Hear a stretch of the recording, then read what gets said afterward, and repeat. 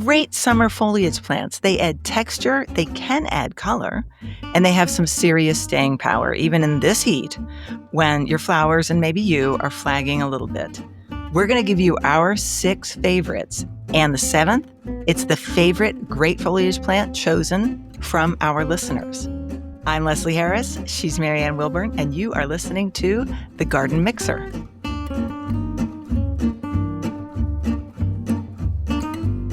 Foliage, and I am really thrilled to get listeners involved in our choices and to find actually that they had a lot of the same choices that we did, plus added a few more, so that's pretty cool.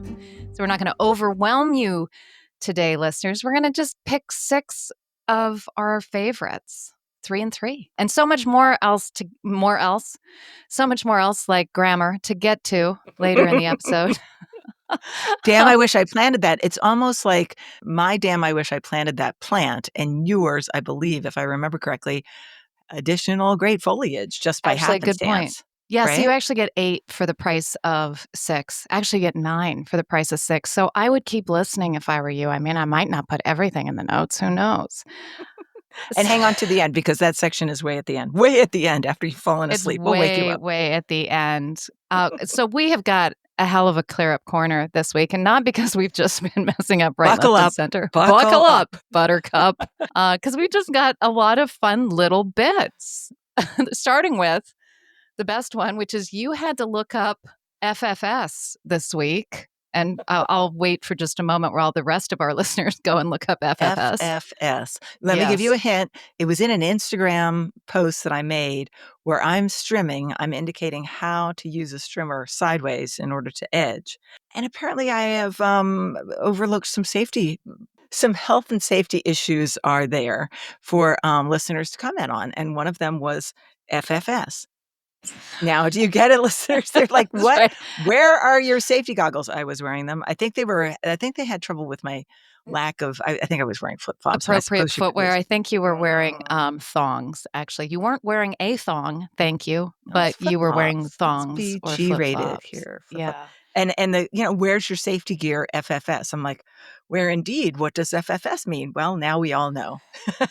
I think you can. One of us I think our knew. listeners. I find it interesting, that people will, and that was actually Charlotte Howard, who's a designer and an activist in and the smarter UK. than I am. And and the funny story behind that, listeners, is that Kathy Purdy actually asked us, will you show us how to edge with your strimmer?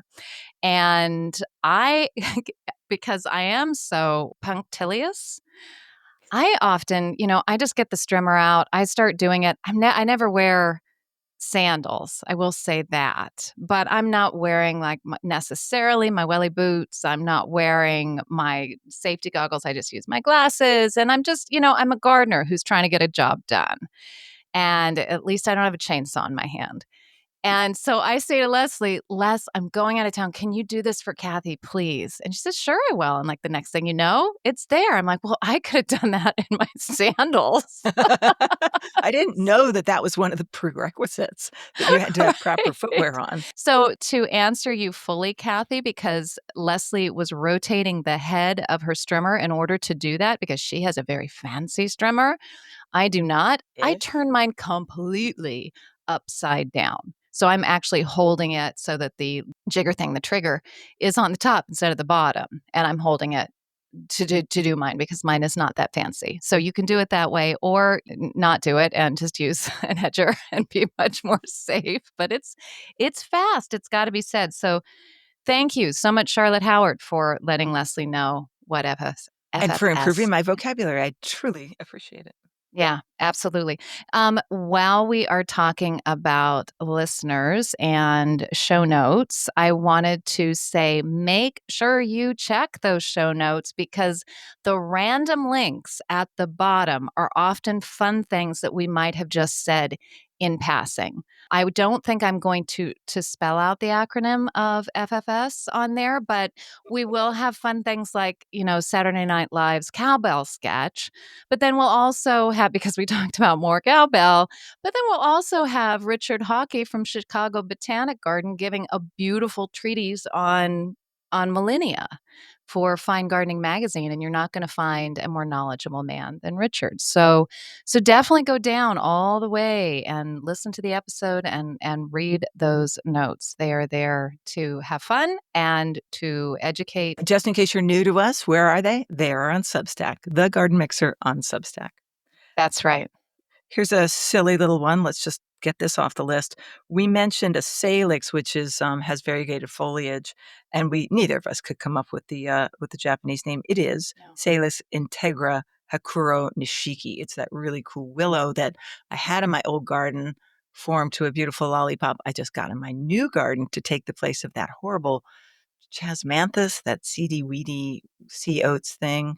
Chasmanthium? You replaced the Chasmanthium. chasmanthium with the shrub? Something that could get to be 15 feet across and tall, and you replaced the chasmanthium, which is a 2.5-foot grass. I have different ideas about control in the garden. Right now, my salix is about 2.5 feet tall, and it's a good substitute. I will let it grow tall, but not taller than me. That's my rule of thumb. I have to be able to reach going without to a ladder. obviously experience a little bit of bondage and or sadism. Okay, good. What's another one? Oh, you want to talk to us about Cosmo and Cabaret because it's very sophisticated. Yeah, miscanthus. So our last episode was all about grasses. One of my favorites and was one of my top 5 is Cosmopolitan miscanthus, and it is a white. Overall, it is a white grass with a green center. It has marginated edges. Well, I went down to take a photo of it after rubbishing Cabaret, which is pretty much just the opposite of Cosmopolitan. And I'm taking a photo of it, and I think, hang on a minute, those margins aren't white, they're green. How can I possibly be going Cabaret? I brought this from my other garden. I know that it's Cosmopolitan, it always has been. I go back to the pictures of my Brunswick garden, and yes, it was definitely white marginated then. So I go to one of the best sources, which is Plant Delights, and I emailed Tony at Tony Avent, who is the owner, along with his wife Anita, and said, Tony, what's the deal with this Cosmopolitan Cabaret thing? And he told me that they are extremely, what's the word, unstable. Like a great majority of the population sometimes. we're all unstable. And they're both streaked just in a slightly different way, but they can revert and change. And I knew that they could revert to green, but the changing I wasn't used to. So the good news is I'm still in love with mine, even though it's technically sort of looking more like Cabaret, and it would not be a named cultivar anyway, because it's reverted to something, who knows what. But I'm loving it. Very good, very good. And the next one is so boring, I'll say it in one sentence. We said Stipa gigantica, which is a fabulous plant that doesn't grow well for us. Wait, I'm going on to more than one sentence. Back up. Stipa gigantica is actually Stipa gigantea. And it's actually stipa. So it's just so we don't have to do that is something that we'll be discussing in our next One More Sip, which is botanical pronunciation. And there are options. There are options, people, and we're gonna talk about them. And actually, I was down in North Carolina this last couple of weeks, and I went into a nursery and asked for. All right, I'm going to spell this out for you, listeners. You tell me how you pronounce it. Andropogon. Okay. Now, I said, do you have any Andropogon Blackhawks? And this very knowledgeable lady looked back at me and said, yes, I think we've got some Andropogon in the back. And I went, oh, that's interesting. I think maybe you're right in your pronunciation. And it made me think about Schizachyrium and Schizachyrium and all of that. And it made us think we need to do botanical names. We need to talk about botanical names and pronunciation, because I actually was not humbled, or I'm never humbled. It's like, it's not within your nature. Cut that. I mean, I am humbled. I'm constantly humbled.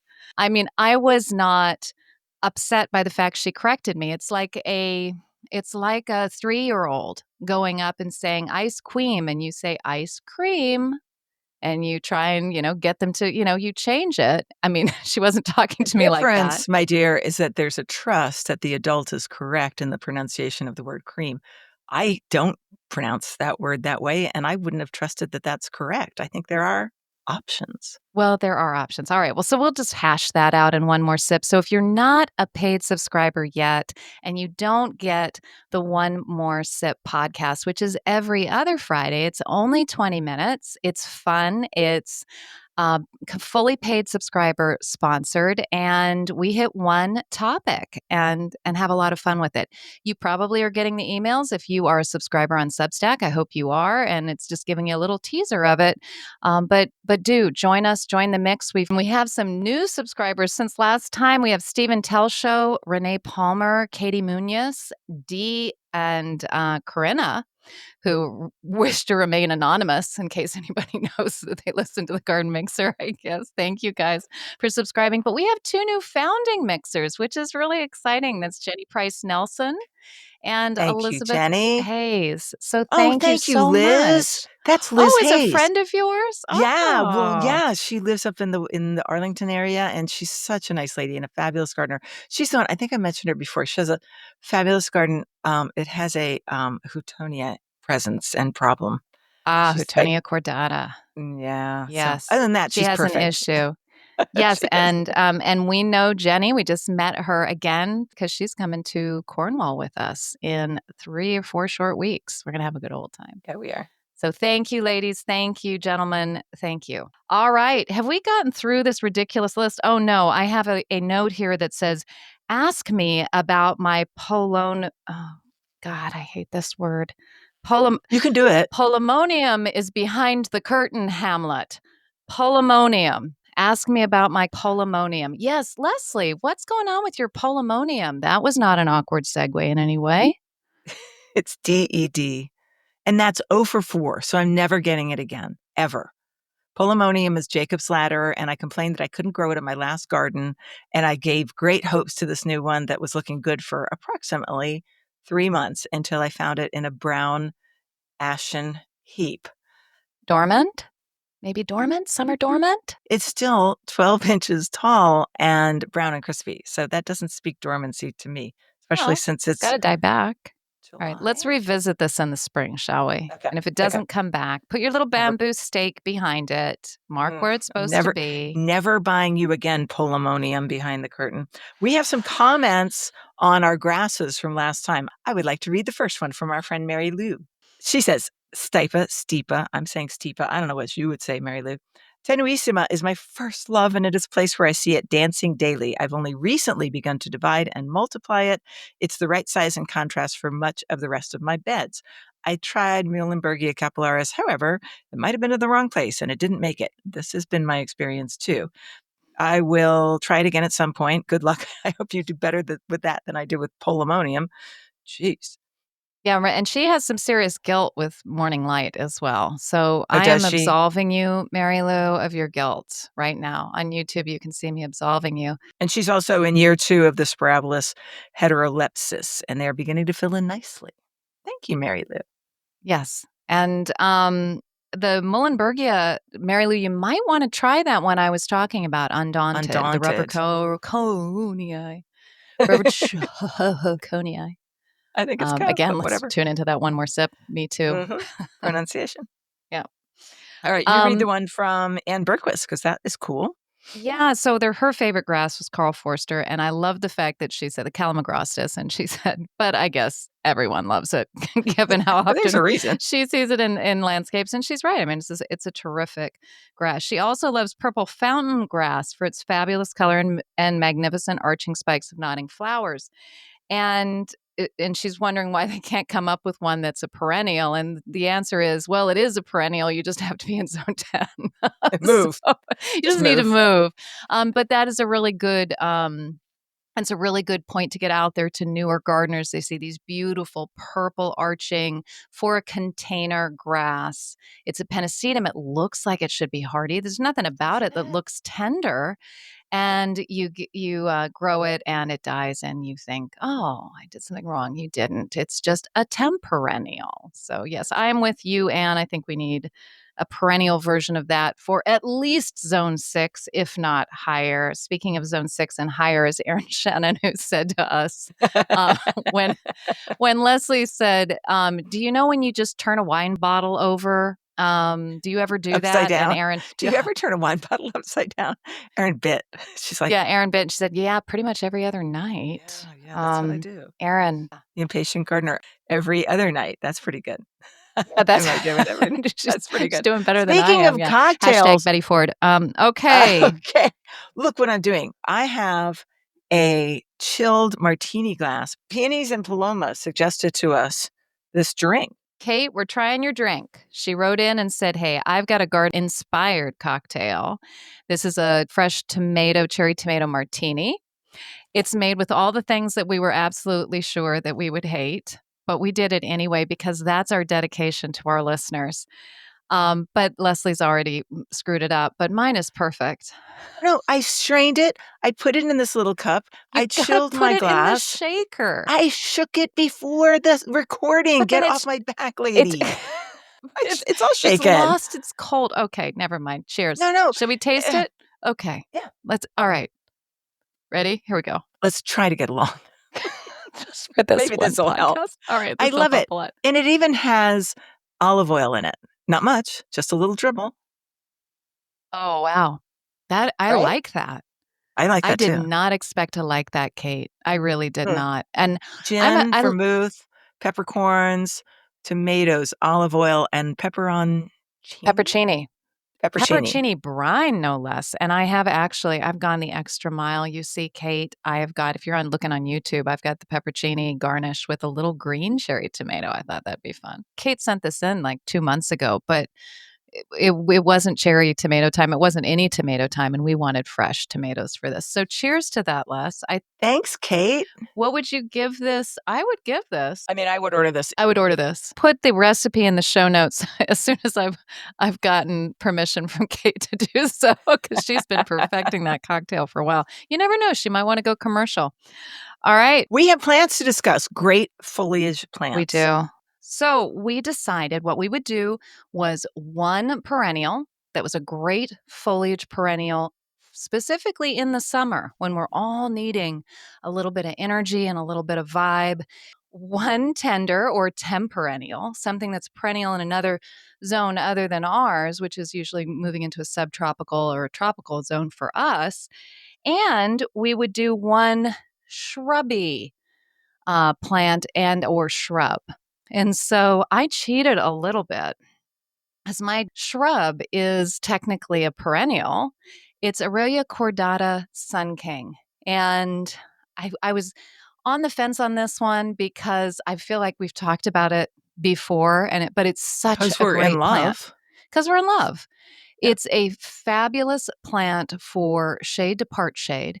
It is a chartreuse color, and it is from Korea, Japan, East, Asia. sort of, yeah, Yes, Asia. most of the good plants are. It's a lot of good. Oh, careful, careful. See, I will stop you and say we have actually a lot of awesome plants, but there are a lot of good plants coming from Asia. It zones 3 to 9, so it's extremely versatile. And I did lose it the first 2 times I grew it. And I lost it to voles and I lost it to drought. It is not drought tolerant. Tolerant to a point. Once it's established, it's not going to probably die on you. But if it's not established, it's not going to be happy with you and it could die on you. And I was telling a friend of mine about it that I'd lost it and I wasn't going to grow it again. And he said, "What, did you plant it upside down or something?" So it's That's like, a really okay, good vote of confidence for your I'll gardening try abilities. again. Yeah, I'll try again. So I did, and I love it. And I grow it in a lot of different places. It just brings a spark of light to shadier areas. You want to be careful you don't put it in too much sun because it will burn. It'll get a little crispy if it's in really bright, bright, hot sun. But it can handle a good amount of sun. I've got it in places that it gets 6 hours or so, and it's doing really well. What's your take on that plant? Are you in agreement? You are, right? Oh, I love it. And I don't think I ever grew it in that much sun, but I grew it in tons of shady spaces in my big old garden. Sometimes it did really well. And sometimes even in the same, size plant, the same care in a different part of the garden, it didn't do well. And I never figured that out. And then I moved away. But I just got a brand We're moving. The yeah. Aurelia's not working. But then I found one, a cute little 1 gallon or quart. I don't know, the tiniest Aurelia pot I've ever seen. They break dormancy sort of late, so I was taking a chance with my $10 bill, and I am loving it. It's in a perfect place on the side of the house, and I'm very happy to see it back in my world. Breaking dormancy is actually really key to why this plant is so great, is that you can do all of your wonderful spring ephemerals at its feet. You can Mhm. do so many bulbs and just have fun in the spring. And then it starts to come up. And for me, I would say, gosh, April? I'm Yeah, guessing beginning late. of April. Yeah, it's pretty late.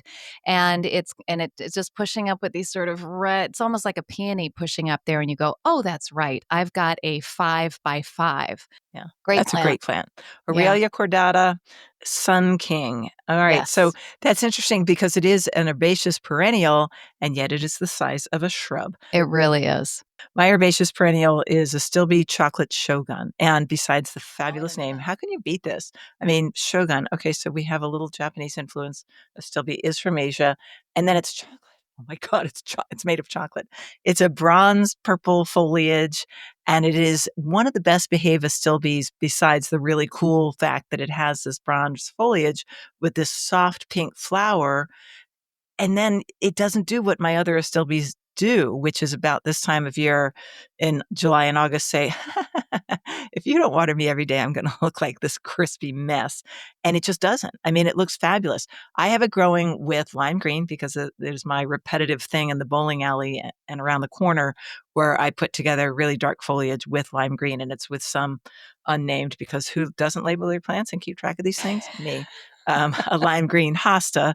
It's also with some white variegated caladium and a little carex, which is also white variegated, and it looks fabulous, even though it did its thing, back in May. I am so excited about this plant. So this is an Astilbe chocolate shogun, some of the specs on it in case you want to know. So it's about 2 by 2 before flowers. It'll get to 3 feet tall. Zones 3 to 7. Deer don't really love Astilbe. Bunnies don't either. It can take a bit of sun, but it loves shade. Astilbe chocolate shogun for the win. Okay, what's next? And I will testify to the fact that it does look terrific in Leslie's garden because I was just at Leslie's garden and it looked terrific. And it's not a cultivar that I grow, so I'm glad to have a new one for the master list, for the master fall planting list. I might have to give you a division. Oh, wait, maybe I can't because it's patented. By the way, I think that there's always an added bonus with the plant that I do not have to think to remember what it is.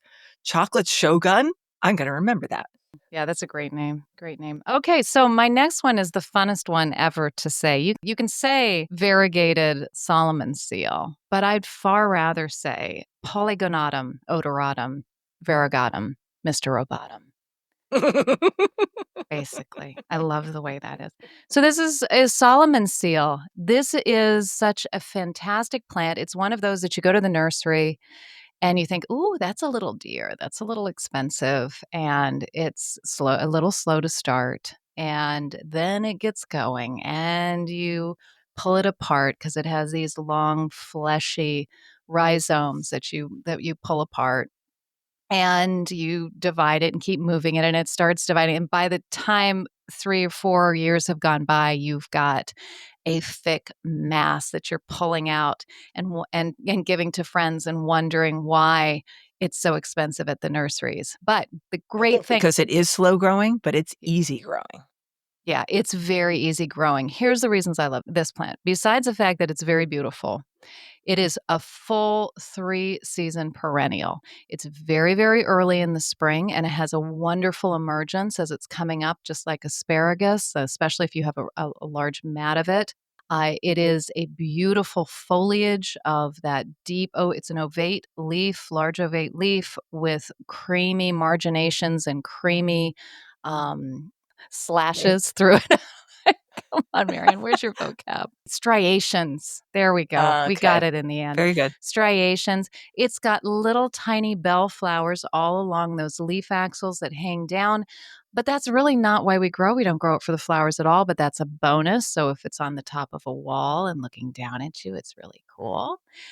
And then it just gets on with life through the summer. And it's green, it's lush, it's very, very drought resistant.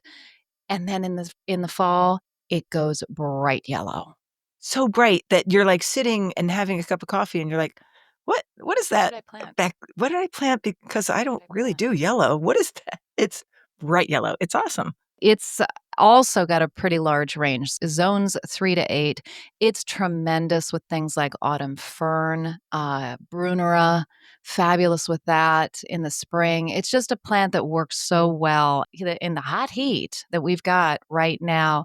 It's looking pretty darn good. A caveat, if you want to divide this, and you wanna keep moving it around, and you should do that as early in the spring as you can. The second you see it emerging, or before that, if you know where it is, that's when you want to divide it, because once you've divided it and you've moved it, you're not going to get any new foliage. Whatever is sticking up out of the ground, that's what you've got till the end of the year. It's moving its roots around and trying to get those rhizomes formed, and it's not putting anything more into foliage. So And it's a um, frustrating bit of a puzzle if you have this long strand and this tiny little rhizome that you're trying to make stay put. What I've done is just like, okay, you're not going to look good for me, but I'm going to plant you properly. I'm going to cut off half of it, leave a few leaves, to collect some chlorophyll to feed the roots, and just realize that next spring is when it's going to do its thing. Because planting them in late season, they just want to tip over. And so you get frustrated. Oh, yeah. one other question. So I realized with the odoratum, because we're going to be talking about botanical names in one more sip, I'm like, I didn't know that polygonatum smells good. And I guess you have to get on your hands and knees and figure that out and get down there. But did you know? I have never gotten down on my hands and knees to do anything other than dig it up. I don't ever try and sniff the flowers, so I don't know. We got to try that next spring. Yeah, but it doesn't just have to be about those flowers. It could be the smell of the leaf when it's crushed, but I doubt it because I have crushed a lot of those leaves and I've never I've never smelled them. So, I jumped on Mobot right away. Missouri oh, Botanical Database is where we get a lot of our information, and we strongly recommend. And so I'm like, odoratum, what's going on here? I jumped on Mobot for that plant, and they said the little bell flowers do have a lovely scent. And I'm like, okay, I'm going to have to figure that out next spring. yeah. They are also very attractive to pollinating insects and bees who will get up in them, which is very interesting to see. Big, and they're holding that pollen and away from the rain. They're holding the nectar away from the rain, so I can see why they would be very attractive. Yeah. So what's your next one? And that one, of course, is a straight perennial for me. So it's completely, yeah, don't have to do anything with it. Yeah. And this one is we would call it an annual because it's a perennial. It's actually a shrub. It's a woody shrub in Australia, zones 10 and 11. Plectranthus argentatus. And it's a wonderful silver foliage plant. Deer bunnies, they're like, no, thank you. Easy to have as a house plant, really, really easy to layer. I would say that most gardeners would jump first to this is going to be a fabulous spiller coming out of my container. Did you spill your drink? I just spilled my tomato martini on my lovely trousers, so Oh dear. which make me smell like a boozer now. So Yeah, 2 ounces of gin, that goes. So I love this plant because it saved my bacon last summer when I've in this new little garden. I go buy a bunch of plants, but I'm sort of waiting to see what kind of soil I have, and I don't want to waste a lot of money. So I just layered it and relayered it like you would a sweet potato vine. Impossible to do at this property because we have a healthy population of those GD bunnies, FFS. sure. And they love that plant, but they do not love Plectranthus. And so it literally I had it weaving between my tiny and new perennials in the front, and it really helped out. Then I was able to keep a couple of hunks over the winter, easy enough to do because guess what? I'm not really very good at that. It could do as a house plant. I just stuck it in the garage. So we're talking, it'll get into the 30s and 40s, very low light through those skinny little transom windows in a garage that hit it for 10 minutes every morning. I don't know, even that. And it lived enough to get me a little cute little house plant this summer, plus a little layering duty. So it's going to fill a couple empty spots as we go into fall. I've already got a few pieces coming. And I just wanted to mention our mutual friend, Gina Sullenberger, who is a listener. And Marianne and I were touring her fabulous garden, which is just north of me, here in Charlottesville. And she had this really cool Plectranthus in a very cool pot also. That always helps, doesn't it? It does. And it was one called guacamole that I want to recommend to everybody. It is a proven winners, and it is indeed light green like guacamole with green splotches. There's your cilantro and little purple bits. Maybe that's a A little dark yellow as well. chopped. Well, I think that lime I green think is, yellow, lime green, yeah. but the little Well purple blotches. named, well named proven winners, Yes. well named. But wait, let me make my final point about the guacamole. The little purple parts are like the little tiny cherry tomatoes that you chose that were purple that you put in your guacamole. Okay, maybe it wasn't as clever as I thought. Anyway, it's a great plant. Moving swiftly on, it is a great plant, and the other thing I wanted to say about that Plectranthus or any Plectranthus, but I've just done it with that particular silver shield or what it's not silver shield, it's just Argentus or Argentius, is that right? Argentatus. Argentatus, is that it also does very, very well for tip cutting. So if you come Oh, yeah. across one in a nursery like I just did a couple weeks ago, no more than that, about a month ago, that's really overgrown and pot bound and all that. Instead of cutting it back and then planting it, cut it back, but take those tips and just put them into soft soil at this time of year. I thought And you were it is suggesting something highly illegal, which is when no one's looking, just break oh those tips off as you're no, no, no, passing the no, no, plant no, by. no, no, Put no, them in no. your handbag and you will have new plants. Not cool, not cool. Now, I know that I confessed to a criminal act last week or the week before. You hits on the old social media, that one. It was, yeah, and that was when I took a little tiny bit of a spreading Calamagrostis, but I was doing it for I had already bought my own, but this one I thought was oh, go back and listen to the Yeah, episode. yeah, yeah, yeah. But I have I mean, there is a major strict rule in my life that is you don't take plants from nurseries. That's not Oh, God, cool. no. They're Oh, God, no. making their living from these plants, and that is, it's just not cool. So, yada, yada, yada. Should we move on to the Yeah. What's your next next plant? one? My third and final is one of my favorite foliage plants, and that is Canna Bengal tiger, also known as Canna pretoria. Canna is a New World subtropical plant, and we can use it as far north as Zone 7. But I am technically in Zone 7, but I'm not really. I'm sort of 6B. So it doesn't really make it through the winter for me. I've never had Pretoria or Bengal tiger get through. But it is easily diggable and you can bring it in. And we'll talk about that actually in a one more sip coming up in the fall, just before it all happens. But Canna pretoria or Bengal tiger, let me say Bengal tiger because that's really the established name at this point, or striatus, is yellow with green striations and a very strong yellow as well. It's a really good variegation. It's going to really pick up on your oranges. It's just going to shout out your greens. It doesn't even need to bloom, honestly, when you use it well. It has great blooms as well. It's got orange blooms which are, in the right place, they're fantastic. You can have some problems with leaf roller if you're in the south. That can happen where you've got little dots on it. Little, the leaves unroll, and then you've got this sort of horizontal line of dots where it's been chewed, and that can be a problem here and there. Japanese beetles will love to chew on it when they start to emerge. But the great thing about this plant is that if you give it enough water and fertilize it throughout the season, or put a granular on it, then you've got a plant that's going to stand up to the heat. And if you cut back some of those leaves, it's going to send up new shoots from the bottom. It's never going to resprout from where you've cut it back. It's not going to grow anymore, but it's going to stay static.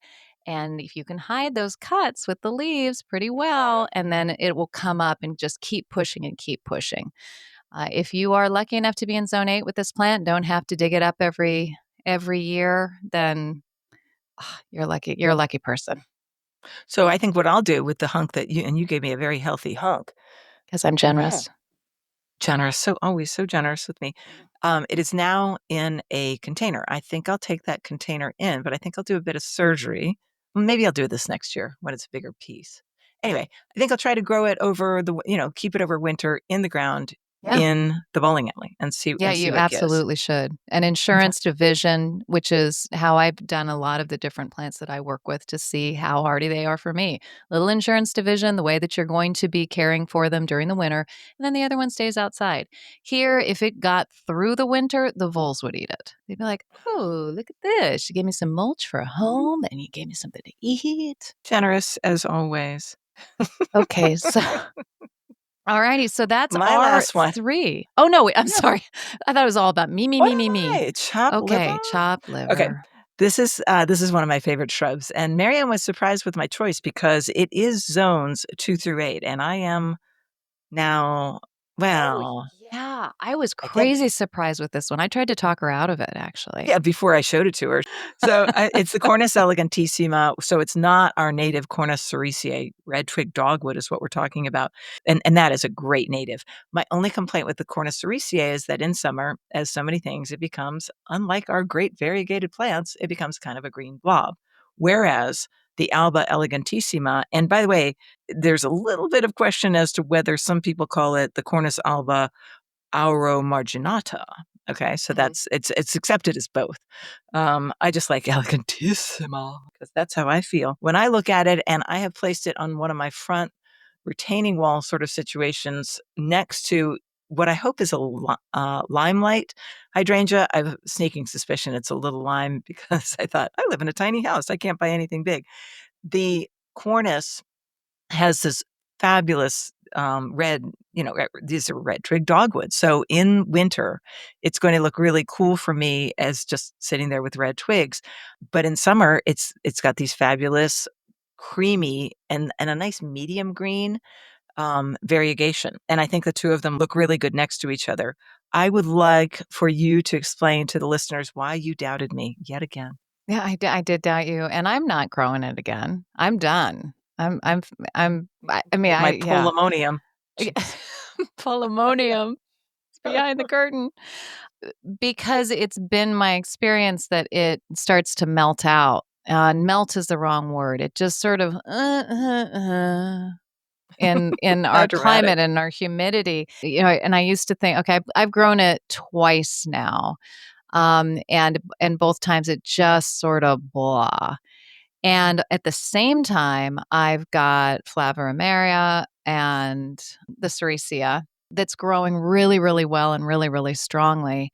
And I talked to some friends who also have had that happen. And I'm looking at the zones and I see, zones 2 to 8 tells me, oh, you like the cold, you like the cool. And so I'm really surprised in Charlottesville, where you're further south than I am, that you're doing well with it. But the proof's in the pudding, and I saw it with my I own know. eyes. So unless you planted it yesterday and you're just trying to pull one over on No, me. and here's the thing, as soon as I sold my gardening business, I made myself a promise to never buy or plant or dig a hole for anything bigger than a 3-gallon plant.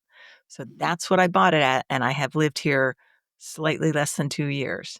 Hmm. So it is doing very well, yeah. So Marianne and I are up in the back, and we're thinking, we're planning for this episode, and, I said, "This is what I'm gonna do," and she goes, "Oh, no, that's a terrible plant, don't do that." And I'm like, "Come with me, lady." Don't do that. Oh, I'll show you.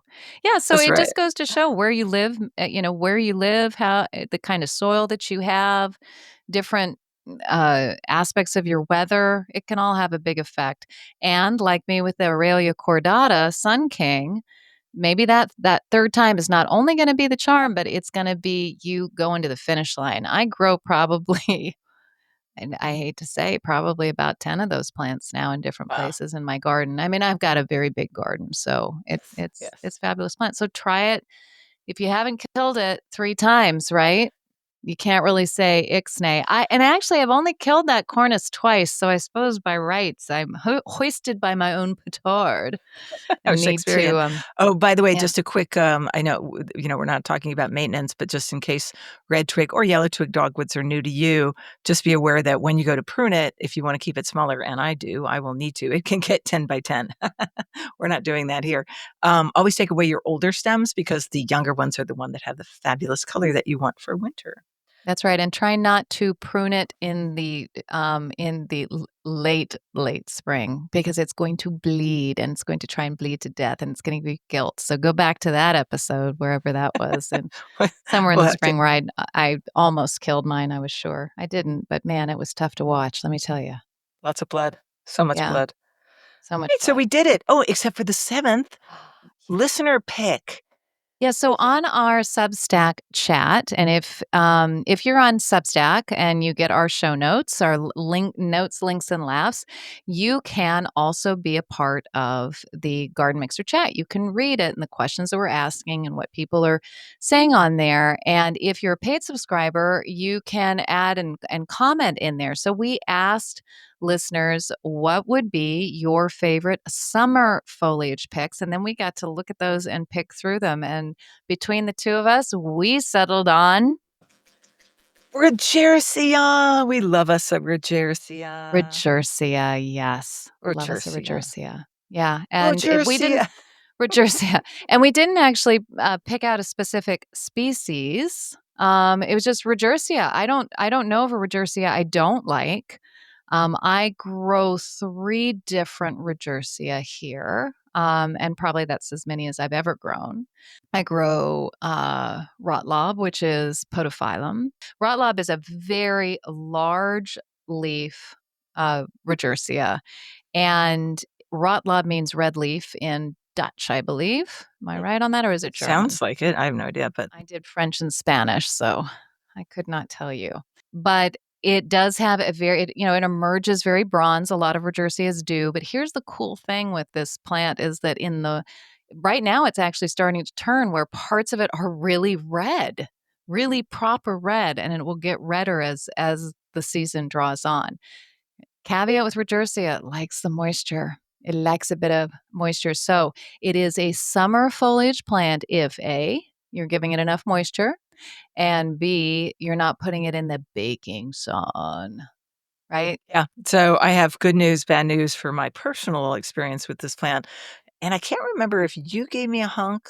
Probably not. I think it's long enough ago so that it was my own that I purchased. And Hmm. I had a stream running through my last big garden over in town. And I thought, well, it was very cool to experiment with pieces of plants that you knew wanted wet, but how wet? And I put it pretty close, and so that the roots could reach down for the watery bits if they wanted to. And wow, did it look fabulous poking out amidst a couple of very large rocks at the side of the stream. It was happy. It made me happy. And then I moved away. Well, I dug down and took a couple of hunks of whatever it was, and it was one of the redder ones. So what are you saying that is? Rotlob, podophyllum. Maybe. Maybe. Maybe. It could, I mean, Yeah. there could be others as well. There's some that stay very bronzy or orangey, pinnata sometimes, depending on which one it Well, is. because it's me, it's a Regersea, or Okay. Regersea, as you say, and Yep. we don't know exactly what we're talking about. But I did bring 2 hunks, one of which may or may not still be alive, but it's certainly had enough of me for this summer. The other of which is just barely hanging on. So, I have this very tiny garden, and it's probably too much sun. It does have very thick clay soil, so once we get rain, and we have had rain, it is going to be moist soil. This one is saying, "Oh, can I just sort of hide under the under this elephant ear because you put me in the wrong place?" So I need to do that better, but I have done it well, and I love that plant. And you do it well now, right? And it is a very early emerger. Again, sometimes too early, depending on if you've got it in a place south facing, let's say, but with like for me, it's in a south facing spot that gets a fair amount of shade, but it gets enough south facing sun because I'm in this valley and there's trees involved, folks. So it gets enough sun and it warms up the soil enough that it starts to emerge a little too early, and so often it's cut back by frost. It will be blackened by frost if a good freeze, but it will come back. It will come back. I have found that the years where it has not been cut down by frost, that's when I get the most red. It's almost like it had that little bit of extra time because we didn't have a freeze that cut it down. It's pretty amazing when you get a real clump of it. you think, how am I going to get a shovel through there Yeah. to divide it? And it's going Yeah. to need some division in years to go. So thank you to Susan Risky for that. I think I'm hoping Risky or Risky. Thank you so much, Susan. That was a terrific. And to all of the other listeners who sent in their choices for a great summer foliage. But remember, a little bit of moisture, a little bit of shade, it's going to make you a happy rejoicea parent. And what is that? Rogers flower, or because it does bloom. We do have bloom in the Oh, late yeah. spring with these big Yeah. sort of frothy blooms, but it's really about the foliage. Oh, yeah. That's a great foliage plant. So we've done our 7 great foliage plants. I think we did very well. Damn, I wish I had planted that is still coming up. So hang on for 2 ticks, everybody. Just a reminder that you can get the show notes on Substack, and you can also have access to that thing we keep referring to called One More Sip of the Garden Mixer if you sign up to be a supporter of ours on Substack. What else? Other socials. Oh, well, you know what? You can subscribe for free on YouTube, and that's a lot of fun there. So you can see us in our various, various amounts of cocktails all over us. And I can't say I You dressed can up see today. that I finished this one up, and Yeah, now so I you have weren't lying. You really did like it. I did like it, and I was thirsty, and now I have a Rainier lager. Cheers. Wow, straight onto the beer. Mhm. Goodness. Again, hashtag Betty Ford. Okay. So the other thing I want to say, and I keep meaning to want to say, is we have a website. So if you want to know a little bit more about the show, why we came up with it, how we came up with it, who the hell we are, why we think we can be talking about this, what our background is, Using what our gardens look your like. valuable time that you'll never get back. You'll never get this hour back, baby. Then you go to thegardenmixer.com, and that's what it's there for, is to answer your questions on that. And it also can take you to all the different places where you can listen to it or subscribe for the notes. You're not going to find the show notes on the website. That is a bridge too far, my friends. There's that is for our little Jane or Joe when they come along, when we've saved all our pennies. Do some work for us. Here, Do put some work this for us. here. Please make this easier so we can be better and better and better. So yes, go to the website, thegardenmixer.com. And if you don't want to send comments through Substack and aren't subscribed there, and you're going to miss out on those notes, you can always send any comments, questions, smart aleck comments, smart assed comments to comments at thegardenmixer.com. So those are our pleas. Oh, one more. If you could rate us or review us on podcasts, that would be lovely. But moving on to more Enough horticulture. begging. Enough Yeah, enough. begging. It's We've, just so we've, undignified. we've tormented you enough. We're going to give you more information now. We have 2 more plants because in this section, we talk about plants that you might see in your neighborhood or you saw in your neighborhood, and you're like, damn, I wish I had planted that. And what is it? Well, in my case, it is not only so fun to plant, but it's so easy to plant. It's basically like a Jack and the Beanstalk vine. It is the hyacinth bean vine, awesome botanical name, lab, Blah, blah. puria, lab. It is, it's native to Africa. It's a perennial in zones 10 and 11, so it's a tropical vine. It is purpurea is the correct adjective because we have purple sort of leaves. We have literally a purple vine. We have sort of pea-like, pinky purple, lilac, white, maybe flowers. And this thing will have its flowers go into these seed pods that you can present to any friend. Like forget bringing them cocktail napkins when you go for dinner. Just bring them. I don't know, maybe put a little raffia around it, but something attractive. Here, have these beans. I brought you magic beans. I wanted wine, damn it. They are actually edible. Did you know this? I didn't actually.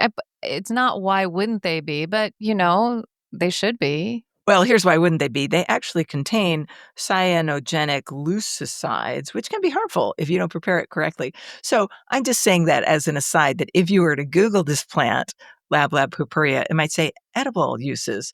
I was like, what?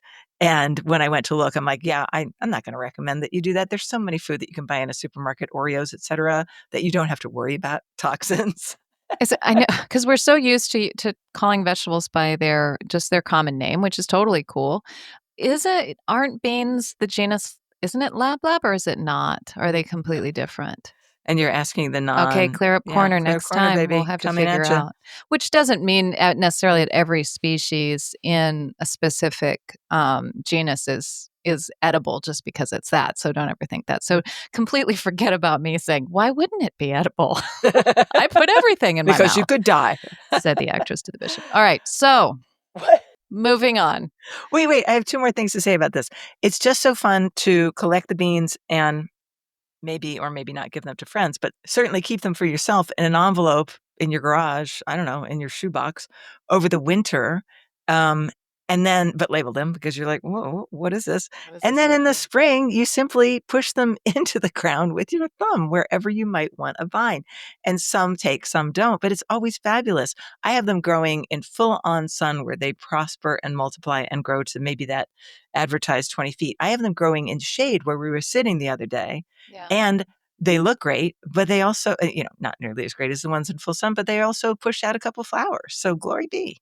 Oh, Great they plant. push out beautiful flowers. In full shade, I was Oh, surprised. oh, I'm sorry, in full shade. Okay, yeah. Yeah. Maybe Yeah. not as many, but they're terrific for a chain link fence. If you've got one of those chain link fences that you're not really sure what to do about, but it's holding in the kids and the animals, a little bit of lab, baby, Yeah.